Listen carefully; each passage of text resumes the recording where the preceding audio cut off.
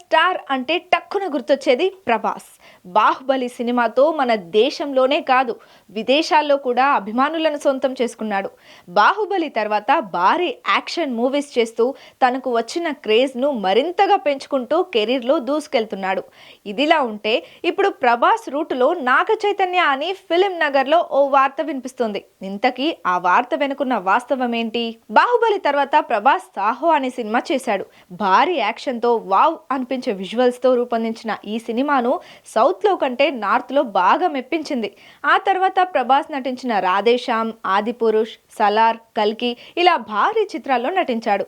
ఈ సినిమాలన్నింటిలో భారీ యాక్షన్ ఉంది. అయితే ప్రభాస్ను అభిమానులు ఎలా అయితే చూడాలనుకుంటున్నారో అలా కనిపించి చానాళ్ళు అయింది. రొమాన్స్, డ్యాన్స్లు, కామెడీ ఇలాంటి సినిమా చేసి చాలా గ్యాప్ వచ్చింది. అందుకనే మారుతి ప్రభాస్తో అలాంటి సినిమానే చేస్తున్నాడు. కాకపోతే హర్రర్ టచ్తో ఈ మూవీ చేస్తుండడం విశేషం.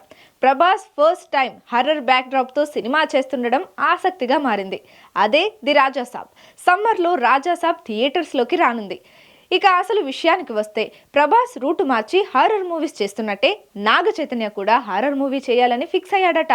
ప్రస్తుతం తండేల్ మూవీ చేస్తున్న చైతన్య నెక్స్ట్ కార్తిక్ దండతో సినిమా చేస్తున్నాడు. ఈ మూవీని 130 కోట్ల భారీ బడ్జెట్తో నిర్మిస్తున్నారు.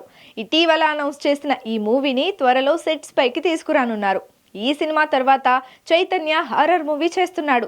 ఈ భారీ చిత్రాన్ని బాహుబలి ప్రొడ్యూసర్స్ నిర్మిస్తుండడం విశేషం. నూతన దర్శకుడు చెప్పిన కథ నచ్చడంతో చైతు గ్రీన్ సిగ్నల్ ఇచ్చాడని తెలిసింది. మరి ఫస్ట్ టైం హర్రర్ మూవీ చేస్తున్న ప్రభాస్, చైతు ఎంతవరకు మెప్పిస్తారో, ఎలాంటి విజయం సాధిస్తారో చూడాలి.